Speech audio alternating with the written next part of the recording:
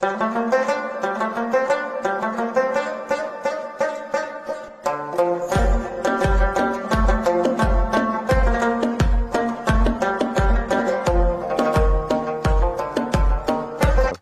हमारा टॉपिक है उसका श्री गणेश करते हैं।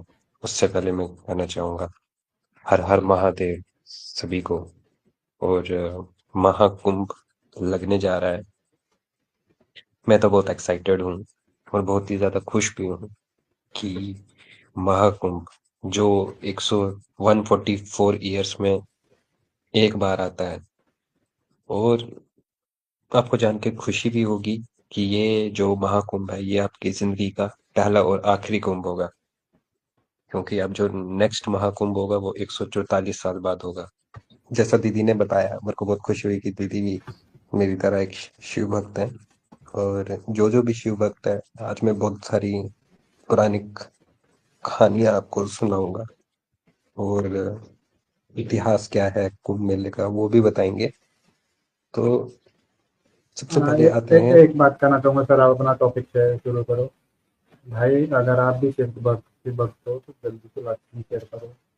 ज्ञान की बात हो रही है, ज़्यादा से ज़्यादा लोगों तक शेयर करो। आप नहीं चाहते कि ज़्यादा लोगों तक प्रभु की बातें कानों तक दें?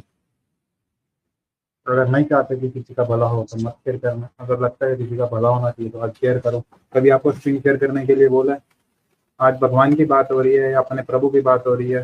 और अब ये मानो कि उस भगवान की बात कर रहे हैं जिनको सातों लोगों का मालिक कहा गया है। तो भाई जरा, जिनको हिंदू भी मानते हैं, जिनको सिख भी मानते हैं, जरा उनसे पर बात हो रही है, जरा स्क्रीन शेयर करो जरा सब भाई। बिल्कुल, बिल्कुल सर, आपने सही कहा कि ना। तो मैं आता हूँ कि कुंभ कुंभ से आप क्या समझते हैं, कुंभ का मतलब क्या है? तो कुंभ का जो एक्चुअल मीनिंग है वो होता है घड़ा, पॉट। कोई भी मतलब ऐसे जो कलश नहीं होता बाबाओं के पास, आपने देखा होगा फिल्मों में, उसको कहते हैं कुंभ। मेला का आपको पता है, मेले का मतलब होता है गैदरिंग गैदरिंग ऑफ पीपल। तो इधर से मिला हमको मिलता है कुंभ मेला। अगर इसके हिस्टोरिक उसमें जाए कि किसी स्क्रिप्चर्स में हमें मिलता है, तो अनफॉर्चुनेटली हमें ना इसका जिक्र वेदास में मिलता है और ना ही पुराणास में मिलता है। लेकिन हाँ, कुछ शाही ऐसे स्नान वगैरह का हमें मिल जाता है, क्योंकि भारत जो है वो नदियों की भूमि है और नदियों को बहुत ही पाइस माना गया है हिंदू धर्म में। तो जिसकी वजह से अगर आप देखें तो हमें कुछ जगहों पे मेंशन मिलता है कि गुप्त पीरियड में, या हमें मिलता है राजा हर्षवर्धन के टाइम पे, ये चाइनीज ट्रैवल था एक, उनने जिक्र किया गया है। तो बहुत सारी जगहों पे मिलता है, लेकिन एग्जैक्ट वर्ड कुंभ का हमें नहीं मिलता। तो ये आपका आ गया कि यहाँ तक। तो अब हम आगे देखते हैं कि सुना होगा कि ना, आपने हमेशा सुना होगा कुंभ, अर्ध कुंभ, पूर्ण कुंभ, महाकुंभ, ये क्या चीजें होती है। तो भाइयों बहनों, ये सारा कुंभ जो मेला लगता है ये लगता है जुपिटर के उस पे होता है। जुपिटर यानी बृहस्पति, बृहस्पति एके जुपिटर। तो अर्थ को लगता है 1 साल चक्कर काटने में सूरज का, और जो जुपिटर है उसको लगते हैं 12 साल। ओके। तो 12 साल के चक्कर काटने के बाद आता है आपका एक पूर्ण कुंभ। पूर्ण कुंभ 12 साल में लगता है, और ये सिर्फ और सिर्फ प्रयागराज में लगता है। मैं आपको दिखा देता हूँ प्रयागराज कहाँ पे है। ये आपकी स्क्रीन पे आ रहा है। यहाँ पे ना दो नदियों का संगम हो रहा है, एक गंगा, दूसरा यमुना। दोनों कहाँ पे मिल रही हैं? यहाँ पे, प्रयागराज में। तो जो प्रयागराज का संगम है इधर जहाँ पे, यहाँ पे लगता है। और ये कब लगता है? 12 साल में एक बार है। 12 साल में एक बार को कहते हैं महाकुंभ। अब ये मीडिया और टूरिज्म के चक्कर में इन्होंने क्या कर दिया है, जो बेसिक टर्म थी उसको डिस्ट्रॉय कर दिया। महाकुंभ एक 144 ईयर्स के बाद आता है, और 12 साल के बाद जो आता है उसको कहते हैं पूर्ण कुंभ। तो कल को कोई पूछे आपको कि कुंभ क्या होता है, कुंभ मतलब कि 4 साल में लगता है, 4 साल बाद आता है, हर 4 साल बाद आता है। पिछली बार 2019 में आया था। ठीक है। इस तरीके से होता है। फिर उसके बाद अर्ध कुंभ 6 साल में एक बार आता है, वो हरिद्वार और प्रयागराज में होता है। फिर उसके बाद जो सिंपल कुंभ है वो 4 जगह पे होगा, हरिद्वार में होगा, या प्रयागराज जिसको पहले इलाहाबाद बोलते थे वहां पे होगा, या नासिक में, या उज्जैन में जो शिप्रा नदी के किनारे, नासिक में आपका गोदावरी नदी जिसको साउथ की गंगा बोलते हैं वहां पे लगता है। और जो आपका पूर्ण कुंभ है और महाकुंभ वो सिर्फ प्रयागराज में होगा, बाकी जगहों पे इस तरीके से। ठीक है, ये आ गया आपका। फिर उसके बाद अगर हम आगे देखते हैं तो इससे आपको ये पता चल जाएगा अर्ध कुंभ क्या होता है, महाकुंभ क्या होता है, ये सारा कुछ। फिर इसके बाद अगर मैं और आगे जाऊं तो ये 48 डेज के लिए लगता है, और इस बार का है आपका 13 जनवरी से, 13 या 15 जनवरी से स्टार्ट हो रहा है। ये रहेगा 25 या 26 फरवरी तक, टोटल 48 डेज तक रहेगा। तो इसमें लोग जाएंगे, स्नान करेंगे, और बहुत बड़ी गैदरिंग है, और कहा जा रहा है इस बार ऑलमोस्ट 40 करोड़ से ज्यादा लोग आएंगे। और सरकार ने भी ऐसे कमर कस ली है, और 5,000 करोड़ का बजट डिसाइड कर लिया है। तो बहुत ही धमाकेदार महाकुंभ होने वाला है। तो हम तो बहुत एक्साइटेड हैं, और बहुत सारे लोग जा रहे हैं। अब ये तो हमें पता नहीं, ठीक है, अपने क्या करना है सोशल। अब धीरे धीरे जो आज की मेरी स्ट्रीम है तो वो किस किस बारे में होगी। महाकुंभ को आप ये ना समझो कि ये कोई रिलीजियस है, या जैसे कुछ लोग बोलते हैं ना कि वहां जाएंगे तो डुबकी मारेंगे तो हमारा वो खत्म हो जाएंगे, पाप वगैरह खत्म हो जाएंगे। देखो भाइयों, सबसे पहली बात, हम वेस्टर्न, हमारा धर्म तो है नहीं या रिलीजन तो है नहीं। हमारे जो रिलीजन है वो इसमें मानता है कि जैसा कर्म करोगे वैसा फल पाओगे, जैसा पेड़ लगाओगे वैसा ही फल मिलेगा। जैसे वो नहीं हो सकता ना कि बोया बेल बबूल का आम कहाँ से पाए, वो नहीं होगा। बाकी लोग मानते हैं कि सब कुछ भगवान पे छोड़ देते हैं कि ये कोई पत्ता भी नहीं हिल सकता, ये भी नहीं हो सकता। लेकिन हिंदू धर्म में ऐसा नहीं, हिंदू धर्म जो है वो कर्मों पे बिलीव करता है कि अगर आपके कर्म अच्छे होंगे तो इसलिए होगा। तो ये एक कर्म करने वाली जगह है, यहाँ पे लोग कर्म करने के लिए आते हैं, समझ रहे हैं। और ये 12 साल में क्यों होता है, 12 साल में ये जितने भी 13 अखाड़े हैं ये सारे एक जगह पे आते हैं। ये क्यों आते हैं? क्योंकि 12 सालों में इन्होंने वहां पे शास्त्रार्थ होता है, कोई नई चीज के बारे में पता चले तो बाबा आपस में शास्त्रार्थ करते हैं, नई नई एक्सचेंज का आइडियाज होता है। तो बहुत सारा इसका सिग्निफिकेंस है, ये सिर्फ डुबकी लगाने से प्राप्त होने से नहीं है। कुंभ मेला इससे बहुत बड़ी चीज है। और जो 13 जनवरी से 26 फरवरी के बीच में रहेगा, अब मैं आपको बताता हूँ, आगे बताएंगे कि ये हरिद्वार प्रयागराज उज्जैन और नासिक में किस तरीके से होता रहेगा।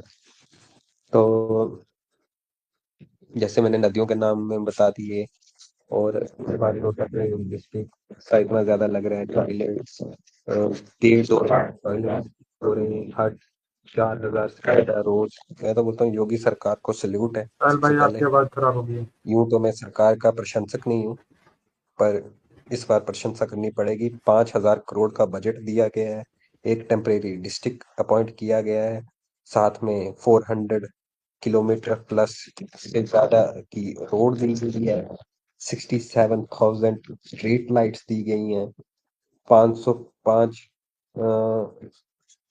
है। वॉइस इशू है श्रावी भैया, मेरी वॉइस ठीक आ रही है कि खराब हो गई है? बीच में खराब ओ हो रही है श्रावी साहिल भैया, भाई, बीच में खराब हो रही है। आपको आवाज़ आ रही है मेरी? मेरे को तो आ रही है, लेकिन मेरी आवाज अभी भी खराब है अभी कि ठीक है, अभी ठीक दोबारा? है, अभी ठीक है। जी जी। तो मैं दोबारा से बता देता हूँ। Hats off to central government, hats off to state government of Uttar Pradesh, कि उन्होंने 5,000 करोड़ का बजट अलॉट किया गया है, जिसमें से 21 करोड़ सेंट्रल मिनिस्ट्री ने दिया है और बाकी का स्टेट गवर्नमेंट का है। तो जिसकी वजह से अगर आप देखेंगे कि जो आपका प्रयागराज है उसको 25 सेक्टरों में डिवाइड किया गया है, कि जो कुंभ का वो जगह है 25 सेक्टरों में, जो 2013 में सिर्फ 14 सेक्टर्स था, उसको 25 सेक्टर्स में काटा गया। और 9 पक्के घाट 9 पक्के घाट नहाने के लिए बनाए गए हैं, और 30 से ज्यादा वो जो पॉन्टॉन ब्रिजेस होते हैं ना शराबी भाई, जो आर्मी वाले बनाते हैं ऐसे टेम्परेरी ब्रिजेस होते हैं, वो बनाए गए। 30 से ज्यादा ब्रिजेस बनाए गए हैं। 2 लाख टॉयलेट्स लगाए गए हैं। टॉयलेट्स की साफ सफाई करने के लिए 15,000 क्लीनर्स का मतलब लगाया गया है। 400 किलोमीटर रोड बनाई गई है, टेम्परेरी रोड। वो रोड पहले नहीं थी, क्योंकि वो जो है वो पूरा रेत पे बना हुआ है, तो उसके लिए 400 किलोमीटर रोड्स बनाई गई है। 505 शटल बसेस, जो वॉल्वो टाइप बसेस होती है ना, वो लगाई गई हैं। 7,000 से ज्यादा रोडवेज बसेस चलाई जा रही हैं। अब आता हूँ मैं ट्रेन पे।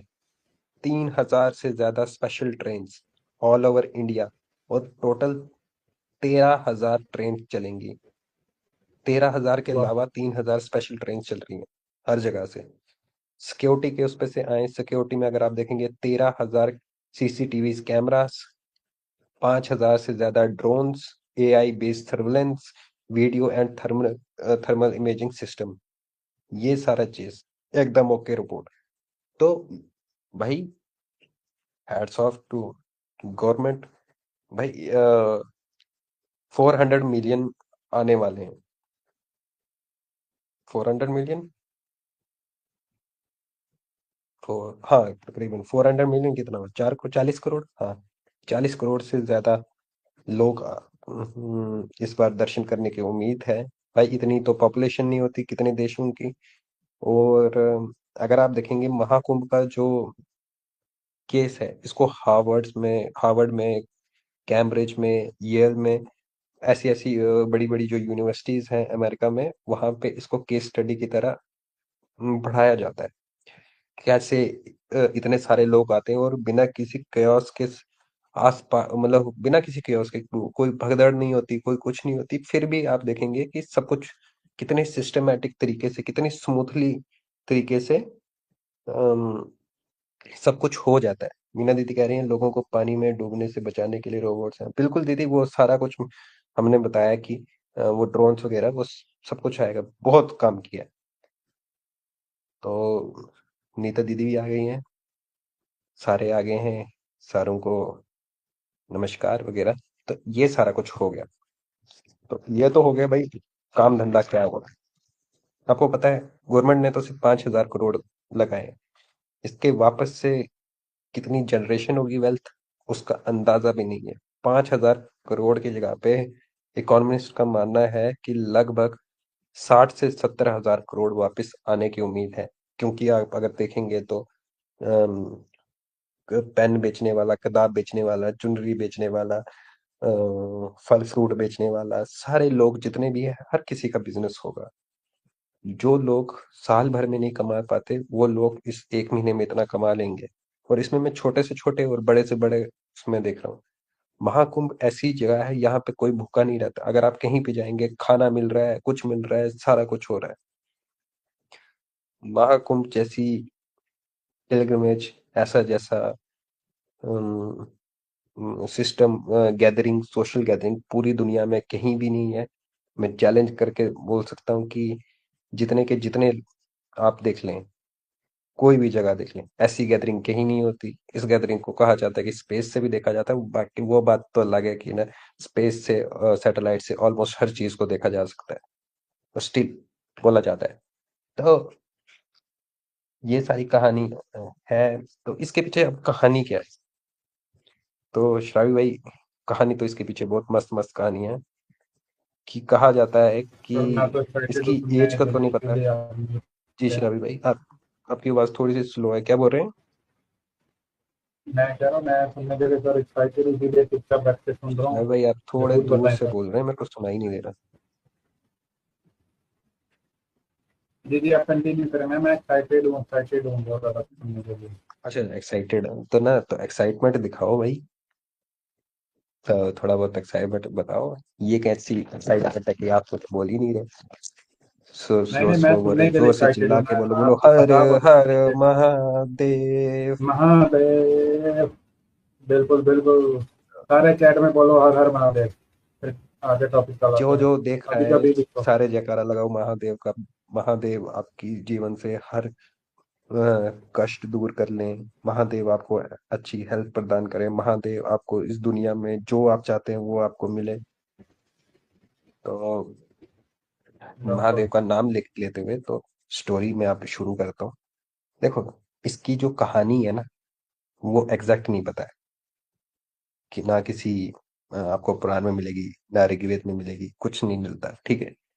लेकिन ऐसे मुंह जबानी जितनी कहानियां मेरे को पता है तो वो मैं आपको बताऊंगा, ठीक है। तो जितनी मैंने सुना है तो कहानी शुरू होती है महर्षि दुर्वासा।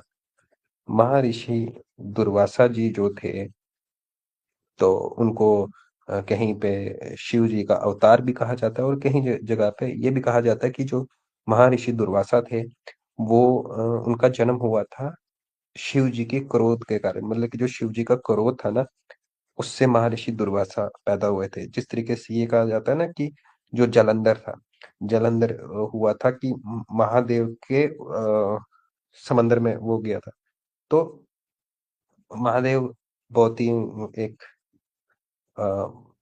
मिस्ट्री गॉड है कि उन महादेव महादेव है, ठीक है। अब इसमें ना जाए कि ना कैसे क्या है, तो महादेव के अवतार या उनको बोले कि उनके क्रोध से उत्पन्न महर्षि दुर्वासा पैदा हो गए। तो दुर्वासा पैदा तो हो गए, लेकिन गुस्सा वही महादेव वाला। छोटी छोटी बातों पे गुस्सा हो जाते थे, छोटी छोटी बातों पे श्राप देने लग जाते थे। तो सेम टू सेम शराबी भाई, कि छोटी छोटी मतलब कि गुस्सा भी हो जाते हैं लेकिन प्यार भी बहुत करते हैं। तो जो महर्षि दुर्वासा थे, एक बार वो नाराज हो गए देवताओं से। ये इंद्र ने हर जगह काम खराब किया भाई। ये पहली स्टोरी है, स्टोरीज और भी है। तो इंद्र की वजह से महर्षि दुर्वासा नाराज हो गए। महर्षि दुर्वासा ने इंद्र को बोला, अच्छा पुत्र, ये मेरे को अकड़ दिखाता है। तो इंद्र घबरा गया। तो इंद्र माफी मुफी मांगने लग गया, please sorry Durvasa ji, I am sorry, अब से दोबारा गलती नहीं होगी मुझसे, गलती से निकल गया ये वो। बोलते नहीं नहीं प्रभा, तुझे मैं बताऊंगा, तुझे ज्यादा घमंड हो गया है। तो महर्षि दुर्वासा ने श्राप दिया कि तुम जितने भी देवता हो, तुम सारों की शक्तियां चली जाएं। शक्ति इन द सेंस कि इनको बहुत घमंड हो गया था। तो उन्होंने दिया, श्राप दिया कि तुम्हारी शक्तियां चली जाएं, ये वो हो जाए। ये जैसे ही जो राक्षस थे उनको पता चला कि इंद्र की शक्ति शुक्ति चली गई, पावर वगैरह छीन ली दुर्वासा ऋषि ने। तो उनको जैसे ही शक्तियां चली गई तो इंद्र वो हो गया बिल्कुल आम सा आदमी। राक्षसों को यही तो चाहिए था। राक्षस चढ़ दौड़े स्वर्ग लोक पे। इंद्र को जो फेंटा लगाया उन्होंने, जो मार लगाई है, और बाकी देवता गण को, तो वो सारे, आपको पता है, अपने अगर किसी ने भी अगर हिंदू पौराणिक सीरियल देखे थे होंगे तो ना, इंद्र हमेशा भागता हुआ जाता है किसके पास पहले? ब्रह्मा जी के पास।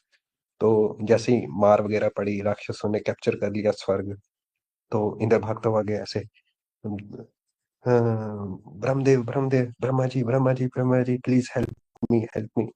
तो ब्रह्मा जी ने बोला कि ना, माय सन व्हाट हैपेंड, क्या हुआ? तो इंद्र ऐसे रोते हुए, ब्रह्मा जी आपको पता है क्या हुआ? वो दुर्वासा जी थे ना, उन्होंने हमको श्राप दे दिया कि तुम्हारी शक्तियां चली जाएं, तुम्हारी शक्ति तो अब राक्षसों हमको बहुत मार लगा रहे हैं और हमें वहां से निकाल दिया। तो ब्रह्मा जी का आपको पता है, ब्रह्मा जी उत्पन्न करने वाले हैं, इस सारी सृष्टि को पैदा करने वाले हैं, बाकी पैदा करने के अलावा उनको और कोई काम नहीं है। उन्होंने कहा, बेटा मैं क्या कर सकता हूँ, तुम एक काम करो, ये मेरे बस की बात नहीं है, तुम हरि जी के पास चले जाओ, तुम विष्णु जी के पास चले जाओ, शायद वो कर दें। अब विष्णु जी बैठे हुए थे अपने शेष नाग पे, ऐसे आंखें बंद करके सोए हुए, रेस्ट ले रहे हैं बढ़िया तरीके से। तो ये इंद्र और ये सारे पहुंच गए विष्णु जी के पास, उनका वैकुंठ धाम में, लगे तंग करने विष्णु जी को। विष्णु जी प्लीज दरवाजा खोलो, विष्णु जी प्लीज दरवाजा खोलो, अनर्थ हो गया, अनर्थ हो गया। विष्णु जी बोलते हैं क्या हुआ? तो वो बोलते हैं कि यार वो दुर्वासा ऋषि जी है ना, वो अ, शिव जी के पुत्र, जो उन्होंने उन्होंने हमको फिर से श्राप दे दिया। बोलते हैं अच्छा, ऐसा कैसा श्राप दे दिया? बोलते हैं यार वो हमको हमसे थोड़ी सी गलती हो गई थी, मैं थोड़ा सा बहक गया था, तो प्लीज हमको माफ कर दो यार, हमें बचा लो, वरना ये राक्षस हमें निकाल देंगे। तो विष्णु भगवान चाहते तो ना 1 मिनट में चुटकी बजा के सब कुछ कर सकते थे, लेकिन उन्होंने बोला कि ना यार इसमें मजा नहीं आएगा, इसमें फन नहीं है, तुम एक काम करो, तुम खुद मेहनत करो। ये बाकियों की तरह नहीं कि ना मैं तुम्हें ये कर दूं, तुमने गलती की है, तुम ही सुधारोगे। तो इंद्र ने बोला कि यार गलती तो हमसे हुई है, सुधारना भी हमें ही पड़ेगा। वो बोल रहे हैं कि विष्णु भगवान जी, विष्णु भगवान जी, हम ऐसा क्या करें कि हमें दोबारा से अपनी पावर्स मिल जाए, हम दोबारा से अमर हो जाएं। तो उन्होंने कहा कि बेटा, तुम्हें करना पड़ेगा मंथन, क्षीर सागर मंथन। तो श्रावी भाई मंथन, अगर मैं आपको ना इसमें समझाऊं, श्रावी भाई जो मंथन होता है ना, वो कैसा होता है? मंथन जैसे हम मक्खन नहीं बनाते श्रावी भाई, जी जी। ऐसे मथते हैं दही को, तो फिर उसमें से जी मक्खन जी। बनती है। हाँ वो उसको रिड़कते, पंजाबी में कहते हैं रिड़कते, हाँ समझ गए। श्रावी भाई आपकी आवाज पता नहीं कहाँ चली जाती है यार। अरे मैं जैसे कह रहा हूँ, दूध को वो हम करते हैं, हम रिड़कते हैं, वैसे रुको, मैं अपनी बात देखता। हाँ, तो वही, तो मंथन करना था क्षीर सागर का। तो इसमें क्या हुआ कि ना यार, मैं आपको एक बात बोलूं कि ना भोलेनाथ नहीं होते ना, तो किसी से कुछ हो ही नहीं सकता था। अब मंथन होने लग गया। मंथन में जो विष्णु भगवान थे, विष्णु भगवान ने बोला चलो मैं ज्यादा कुछ नहीं करूंगा, लेकिन एक काम कर देता हूँ मैं। विष्णु भगवान ने ले लिया कछुए का अवतार, टर्टल का अवतार ले लिया। और जी जी। जो जो मंथन का वो था, जो मंदराचल पर्वत है, वो मंदराचल पर्वत उन्होंने उठाया किसके ऊपर? जी जी। अपने पीठ के ऊपर। और क्षीर सागर मतलब कि ओशन था, उसका मंथन करना था ओशन में। अम, एक्सा जी, ये एक महान इतिहास है, इस पे आप सही शब्दों का प्रयोग नहीं कर रहे हो। कटप्पा मामा,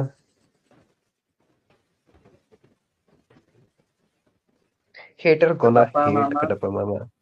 आप जैसे कटप्पा नहीं, मैं मामा एक्चुअली जैसे बता लोग रहा हूँ, इजी वे में ताजमहल में समझाने भी के लिए तो। नुस्ख निकाल लेंगे। तो कटप्पा मामा, आप मुझे बताएं कि मैंने कहाँ गलती की है, तो मैं उसको सुधारूंगा। प्लीज हमें बताएं कि हमसे कहाँ वो हो गए हैं। नहीं मीना दीदी, शेषनाग नहीं थे, वासुकी नाग जी थे। तो तो वासुकी नाग जी रस्सी बने, और क्षीर मैं सागर एक कटप्पा सागर था। साहिल भाई, सारी कटप्पा और मामा चाहते हैं कि शुद्ध हिंदी में सुनाया जाए, जैसे पुराने बुजुर्ग सुनाते थे, कबड्डी किससे चली जाए। भाई मैंने वो मैं नहीं कर सकता। ऐसे बहुत सारे वो आते हैं कि ये नहीं था, वो नहीं था। या तो कटप्पा मामा ये बताएं मैंने गलत कहाँ कहा, तो ठीक है भाई। क्योंकि यार शराबी भाई, ये लगाता हूँ, मैं कटप्पा मामा से 10,000 रुपए की शर्त लगाता हूँ कि ये जो स्टोरीज है ना, इनको मेरे को कुंभ मेला का कहीं से मेरे को ऋग्वेदा से वो रेफरेंस बता दें, या पुराणों से, क्योंकि एक सुकंद पुराण में मिलता है थोड़ा बहुत, और यहीं कहीं मिलते हैं। तो भाई जैसा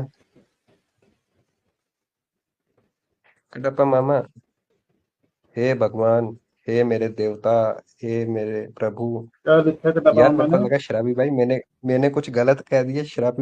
कटप्पा मामा को दिक्कत पता क्या है? हम्म।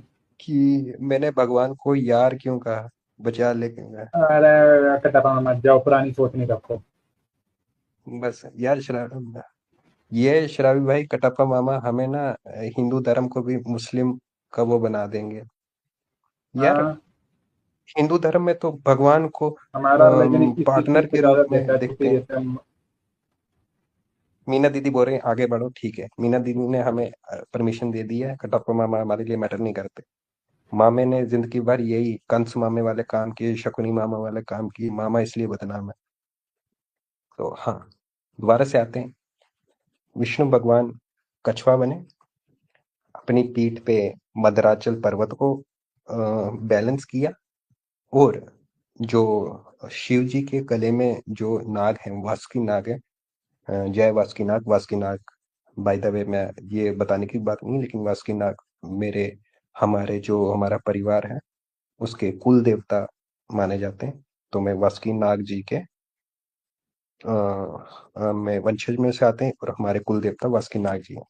तो अब ये हुआ, लेकिन विष्णु भगवान ने कहा कि अ, इंद्र को, माय बॉय, ये काम देवता अकेले नहीं कर पाएंगे, तुम्हें राक्षस की हेल्प लेनी पड़ेगी। अब यहाँ से भी चले पड़े, अब वहां पे पहुंच गए। अब बात ये होती थी कि जब ये मंथन होना था, तो मंथन में प्रॉब्लम क्या थी मैं आपको बताते हैं कि वासुकी नाग बहुत बड़े थे, ठीक है, लेकिन अब मंथन हो रहा था, वो लिपट गए। अब ये थी कि राक्षस दो जो थे, तो अ, वो दुम पकड़ने चले गए कि दुम वाली साइड हम रहेंगे, वो इसलिए जाना चाहते थे वहां, क्योंकि वहां पे ये था। एक सेकंड में आपको इमेज ही दिखा देता हूँ, इमेज में फिर ऐसे सही तरीके से दिखेगा।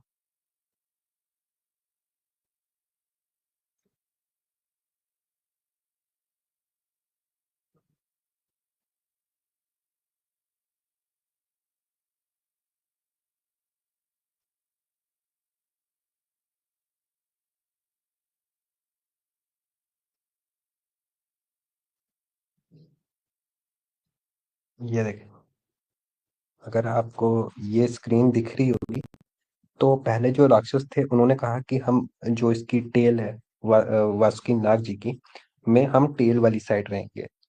तो लेकिन जो वासुकी नाग जी थे, तो जब उनको प्रेशर लगता था, क्योंकि दर्द तो हो रहा था, क्योंकि मंथन करना एक पूरे के पूरे पर्वत से, मंदराचल पर्वत बहुत बड़े थे, तो ना उनको भी वासुकी नाग जी, उनको भी दर्द होता, तो उनके मुंह से जहर निकलता था इस तरीके से। तो ना उससे क्या होता था कि ना उससे नुकसान हो सकता था देवताओं को। तो विष्णु भगवान जी, ये देखो इधर कछुए के रूप में विष्णु भगवान जी, तो विष्णु भगवान ने एक बहुत ही वो क्या बोलते हैं, चालाकी की, उन्होंने ये कहा। तो बात ये थी कि विष्णु भगवान जी ने कहा कि आप यहाँ से पकड़ो, यहाँ से ग्रिप अच्छी रहती है, क्योंकि अगर आप सर देखेंगे वासुकी नाग जी का, वो कितने सारे वो है। तो राक्षसों को बोला कि अगर तुम इस साइड से पकड़ोगे तो इस साइड से जल्दी होगा, लेकिन राक्षसों को बाद में पता चला कि ना सर वाली साइड जाने से तो उनके मुंह से जहर निकल रहा था। तो इसलिए राक्षस चले गए किस साइड, मुंह वाली साइड, और देवता बच गए, नहीं तो बहुत ज्यादा नुकसान हो सकता था देवताज को। देवताज रहे दुम वाली साइड। उनने कहा कि ये जो ग्रिप है दुम वाली साइड से पकड़ो के बाद बार छूटेगी, तो ये देवता किसी काम की नहीं है, गुड फॉर नथिंग है देवता, तुम्हें काम करो राक्षस हो तुम, दुम पकड़ो। तो बोलते नहीं, हम दुम क्यों पकड़ेंगे, हम इधर से पकड़ेंगे, सर से पकड़ेंगे, हम किसी से कम है क्या। कि वो जैसे आमिर खान नहीं बोलता कि हमारी छोरियां किसी से कम है, तो ना हम राक्षस देवताओं से कम है क्या। तो ठीक है भाई, उन्होंने पकड़ लिया। तो आप तभी भी देखेंगे कोई भी पेंटिंग होगी, जो राक्षस है वो आपको हमेशा मुंह वाली तरफ दिखेंगे, और देवता हमेशा दुम वाली तरफ दिखेंगे। तो जैसे ही मंथन शुरू हुआ, तो कहा जाता है कि टोटल 13-14 चीजें, 13-14 चीजें निकली थी। उनमें से मुझे कुछ याद है, कुछ मुझे याद नहीं है, किसी को अगर याद हो तो बता देना। मैं पहले बताता हूँ, सबसे पहले निकला हलाहल विष। अब हलाहल विष निकला, तो हर जगह त्राहिमाम त्राहिमाम। देवता बोले हम नहीं लेंगे, राक्षस बोले हम नहीं लेंगे, तो लेगा कौन भाई। हर जगह ये हो गया, मैं क्यों शिव जी की वो तारीफ करता हूँ। इधर से पता चलता है कि अब हलाहल विष का ये था कि भाई जितना ये था पावरफुल अमृत था ना, क्योंकि भाई विष और अमृत एक ही जगह से निकल रहे थे। तो पहले विष निकला, विष को अमृत से अलग करना था, वो कहते हैं सेपरेशन करना था, ठीक है, फिल्टर करना था। तो कोई लेने को तैयार नहीं, अब ले कौन, किसी में इतनी ताकत थी नहीं। अब वहां पे अब आप देखोगे ना, इसलिए महादेव की इज्जत राक्षस भी करते, महादेव की इज्जत देवता भी करते। महादेव को क्यों कहा जाता है देवों के देव महादेव, इसलिए कहा जाता है। फिर आती है हमारे मेरे इष्ट देव की, भोलेनाथ जी की एंट्री होती है ऐसे, नैन नैन नैन ऐसे आते हैं, वो सारा का सारा विष ले लेते हैं, पी लेते हैं। अब उसका होता है कि उसमें से कहा जाता है कि कुछ बूंदे गिर गई थी हलाल विष की, जो बाद में ये कलयुग में ये आएगा, वो एक अलग स्टोरी है, उसमें मैं नहीं जाऊंगा, नहीं तो फिर ये दूसरी डायरेक्शन में चली जाएगी। लेकिन कुछ बूंदे गिर गई थी, उसकी वजह से कलयुग का वो राक्षस कली, कली पुरुष, हाँ कली पुरुष नाम का, ये याद आ गया, कली पुरुष का वो है। लेकिन वो सारा कुछ ले लेते हैं। अब बात ये है कि जिस तरीके से उनके उन्होंने वो ले लिया, विष पी लिया, उससे क्या होने लगा कि अगर आप देखोगे, वो जो पॉइजन था, वो अब उसकी वजह से शिव जी नीले पड़ने लगे, ब्लू होने लगे। तो थैंक्स टू माता पार्वती, माता पार्वती की एंट्री होती है सीन में, और वो क्या करती है, जोर से अपने हाथों से शिव जी का गला दबाती है। तो जोर से गला दबाने की वजह से जो जहर है वो उनके गले में रह जाता है, ठीक है, और उनका जो कंठ है वो नीला पड़ जाता है, जिसी की वजह से बिल्कुल मीना दीदी ने एकदम सही कहा, नीलकंठ। इसी की वजह से शिव जी को नीलकंठ कहा जाता है। और अगर आप देखेंगे कि विष पीने की वजह से उनके अंदर वो गर्मी हो गई, इतना सारा मतलब कि जहर पी लिया, और किसी की औकात नहीं थी उस विष को वो करने की। तो आज भी आप देखेंगे तो हम शिव जी के ऊपर जल चढ़ाते हैं, हमेशा ठंडी ठंडी चीज चढ़ाते हैं, दूध चढ़ाते हैं वगैरह सारा कुछ। तो ये तो आ गया पहले, हलाहल विष आ गया, पहली चीज। सेकंड चीज निकली थी कामधेनु गाय। कामधेनु गाय वो वाली गाय है, वो याद है, शायद कहीं सुना होगा, अगर आपको किसी को पता होगा। कामधेनु आई थी, तो कामधेनु जो गाय थी, उनसे कुछ भी मांगो तो वो मिल जाता था। फिर उसकी भी एक और स्टोरी है कि कैसे वो सहस्त्र बाहु अर्जुन, उसने चोरी की थी। फिर हमारे परशुराम जी ने उसको बिल्कुल ऐसे मजा चखाया था। फिर थर्ड आती है एरावत हाथी, इंद्र का जो वाहन है, वो सफेद रंग का हाथी, तीसरी चीज एरावत हाथी था। फिर उसके बाद चौथा चीज जो कल्प वृक्ष। कल्प वृक्ष वो है कि ना, उस पेड़ के नीचे आप बैठोगे ना, आप सोचोगे यार पिज्जा खाना है, पिज्जा डोमिनोज की डिलीवरी से पहले आपको आ जाएगा। अगर आप सोचोगे यार मुझे तो बनाना शेक पीना है, उसी वक्त मिल जाता है। तो सारा कुछ, हाँ गुरु वरिष्ठ को मिली थी, फिर वो सारों को दी थी, बांटा था, भोलेनाथ ने कुछ नहीं रखा। कल्प वृक्ष भी मिल गया, कल्प वृक्ष मैंने बता दिया आपको उसके नीचे क्या क्या मिलता है। उसके बाद जो आई थी ना, रंभा, रंभा अप्सराएं, तो निहायत ही खूबसूरत रंभा जी भी आई हैं वहीं से। रंभा के बाद आती हैं माता लक्ष्मी जी। तो माता लक्ष्मी अगर जो आई, तो वो सीधे वो विष्णु जी ने रख ली, क्योंकि आपको सभी को पता है विष्णु जी की जो अर्धांगिनी है, वो माता लक्ष्मी देवी है। तो माता लक्ष्मी जी चली गई शिव जी के पास, ये सॉरी विष्णु जी के पास। फिर उसके बाद पंचजना शंख, वो जो शंख नहीं होता बड़ा वाला, आपने महाभारत में भी देखा होगा, वो पंचंगा शंख वो निकला। फिर परिजात वृक्ष, इसके बारे में वो ये परिजात वृक्ष, उसके बाद सारंग धनुष। फिर कहीं और भी बहुत सारी चीजें, अब कितने मौके में बताऊंगा, 14-15 चीजें निकली थी, लास्ट में अमृत निकला था। तो इसलिए जो कभी कभार माता लक्ष्मी को पाताल की देवी भी कहा जाता है। तो हाँ सनातनी भाई सारों का नाम लिख रहे हैं। तो 14-15 चीजें निकली थी, पहला सबसे पहले विष निकला था, एंड में अमृत निकला था, ठीक है। यह याद रखना है, बाकी बीच वाली चीजें याद रहें या ना रहें उतना इंपॉर्टेंट नहीं है। सबसे पहले हलाहल विष, विष ले लिया किसने, भोलेनाथ ने। यार कसम से मैं कभी-कभी सोचता हूँ ना, भोलेनाथ नहीं होते ना तो पता नहीं क्या होता। ये दुनिया खत्म हो जाती। क्योंकि यार विश भोलेनाथ को दिया, सारे भगवान ने अच्छी-अच्छी चीज़ें रखी, सब कुछ रखा। फिर ज़हर भी रख लेते, वो क्यों नहीं रखा तुमने? वो क्यों दिया शिव जी को? अ, बिल्कुल मीना दीदी, बहुत कुछ निकला था, दारू वगैरह सब कुछ। अब कितनी चीज़ें, अब मैं दारू बोलता कटापा मामा फिर नाराज़ हो जाते।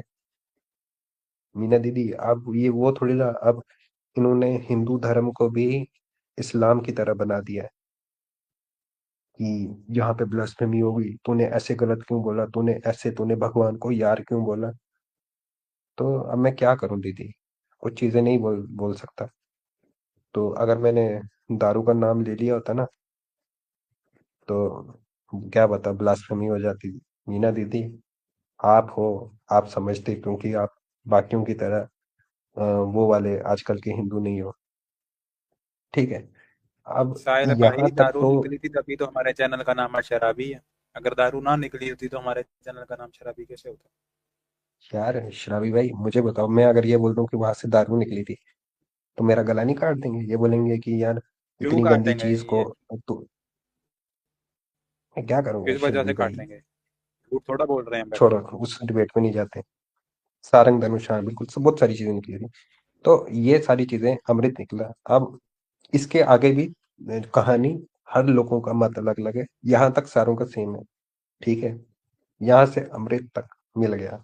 अब कहा जाता है, अब इसके आगे जो कहानी है वो दो तीन कहानी है। मैं तीनों कहानियां बताऊंगा आपको, लेकिन यहाँ तक सेम थी। इसके आगे कहा जाता है जायंत। तो जो जयंत था, वो कहा जाता है वो इंद्र भगवान का लड़का था। क्योंकि वैदिक काल में इंद्र भगवान थे, अब देवता हो गए। लेकिन इंद्र के लड़के को जयंत कहा जाता है, तो कहते हैं कि उसने कलश उठाया और भाग गया, तोता बन गया, वो वहां से भाग गया कि हम फर्स्ट। वो उसने कलश जैसे निकला, तो पीछे देवता राक्षस लग गए उसके पीछे, रुक जा जयंत, बिल्कुल रुक जा, नहीं तो देख तेरे साथ क्या करेंगे। तो भागते भागते उसके, वो जो कलश था अमृत का, उसमें से चार बूंदें गिरी।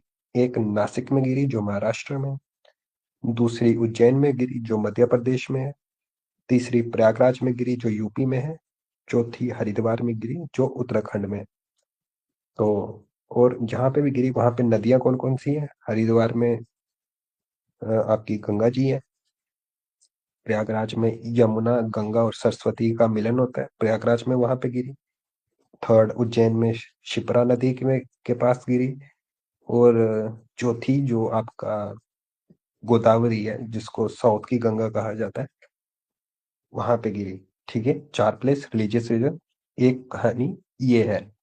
ओके, सेकंड कहानी पे आते हैं कि दूसरी कहानी ये है। अब जो ये नेक्स्ट वाली दो कहानियां मैं बता रहा हूँ ना, इसमें, जी बिल्कुल मीना दीदी, गोदावरी।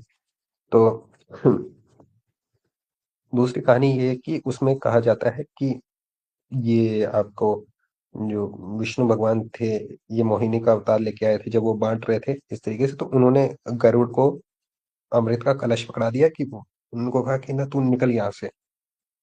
तो गरुड़ जी ने क्या किया, जब वो वहां से जा रहे थे तो उनके उससे गिर गई चार जगह पे। एक जगह पे जयंत से गिरी एक कहानी में, दूसरी जगह पे गरुड़ महाराज जी से गिरी है। ठीक है, वहां से गिरी, तो सेम जगहों पे पड़ा। दूसरी कहानी ये होगी। थर्ड कहानी भी गरुड़ से है, लेकिन कहानी बिल्कुल अलग है। कहा जाता है कि ये वाली कहानी हमारे यहाँ नॉर्थ में है। इसमें क्या होता है कि जो गरुड़ है, उनके सौतेले भाई, आप सभी को पता है, उनके सौतेले भाई शेषनाग जी थे और वासुकी नाग जी थे। तो नाग, ये जो नाग थे, ये क्या करते हैं, जो गरुड़ महाराज की माता है विंता जी, तो इनको क्या करते हैं कि अ, विंता जी जो थी उनको नौकर बना देते हैं। कौन? ये जो नागों की जो माँ थी, उसने इनको, विंता जी को नौकर बना दिया। तो उनसे छुड़वाने के लिए जो गरुड़ थे, उनको वो शर्त रखते हैं, तुम जाओ तुम एक काम करो, तुम जाओ तो तुम जाके अमृत लेके आओ, अमृत का कलश लेके आओ, वो स्वर्ग में है। तो फिर हम तुम्हारी माँ को रिलीज करेंगे। ये एक बहुत ही इंटरेस्टिंग कहानी है, अगर आप बोलोगे तो मैं लेके आऊंगा, लेकिन थोड़ा थोड़ा बताता हूँ, पूरी कहानी नहीं बताऊंगा, क्योंकि आज बता दी तो फिर उस दिन करने के लिए कुछ नहीं होगा। ये है वासुकी जो नाग है, नाग वर्सेस गरुड़। और गरुड़ जी ने कसम खाई थी कि मैं सारे नाग खत्म कर दूंगा, मैं सारे नागों को खा जाऊंगा। और वासुकी नाग जी किसकी शरण में गए थे? भोलेनाथ जी के शरण में गए थे, और भोलेनाथ जी ने उनको अपने गले में धारण किया था। ये मुझे इसलिए पता है क्योंकि मेरे कुल देवता वासुकी नाग जी हैं। और ये एक बहुत ही सेपरेट कहानी है। लेकिन इतना है कि जब गरुड़ महाराज ने इंद्र के स्वर्ग से चुराया, कलश चुराया, तो उन तो इंद्र ने उनके ऊपर अटैक किया अपने वज्र से। वज्र के अटैक से उनसे 4 बूंदें गिर गई जमीन पे, और वो प्रयागराज, हरिद्वार, नासिक और उज्जैन में गिरी। ठीक, 3 कहानियां ये हो गई। तो कहानी से ये भी पता लग गया कहाँ, जहां जहां गिरी और वहां वहां पे कुंभ होता है। ठीक है। अब इसके आगे, अब ये 12 साल में क्यों होता है? अब मैं ये बताता हूँ कि जो टाइम चलता है ना स्वर्ग में, एक दिन धरती के 1 साल के बराबर होता है। टाइम अलग अलग तरीके से चलता है। अर्थ पे टाइम अलग तरीके से होता है, स्वर्ग में अलग तरीके से होता है। ठीक है। तो कहा जाता है देवता और राक्षस के बीच में जो लड़ाई थी, जो फाइट थी, जो गुत्थम गुत्थी थी, तो वो कितने टाइम रही? वो रही 12 दिन। दैट्स वाई अर्थ पे 12 12 साल में महाकुंभ होता है। ठीक है। और एक और कहानी है कि जयंत जो थे, जो इंद्र के बेटे थे, उनको स्वर्ग पहुंचने में 12 दिन लग गए थे, क्योंकि मंथन तो अर्थ पे हो रहा था, अर्थ से स्वर्ग जाने में उनको 12 दिन लगे। ठीक है। इसलिए कहा जाता है कि जो कुंभ है वो 12 तरीकों के हैं। वो किस तरीके से? उसमें से 4 कुंभ धरती पे होते हैं, जैसे मैंने 4 बताए थे आपको। एक महाकुंभ, एक पूर्ण कुंभ, एक अर्ध कुंभ और एक सिंपल कुंभ। 4 कुंभ धरती पे होते हैं, बाकी 8 स्वर्ग में होते हैं। ठीक है। 4 धरती पे, 8 स्वर्ग में। और जैसे मैंने बताया, एक दिन स्वर्ग का धरती के 1 साल के बराबर होता है। और एक और ये है कि जुपिटर 12 साल लेता है अर्थ का चक्कर काटने में, और तभी महाकुंभ होता है।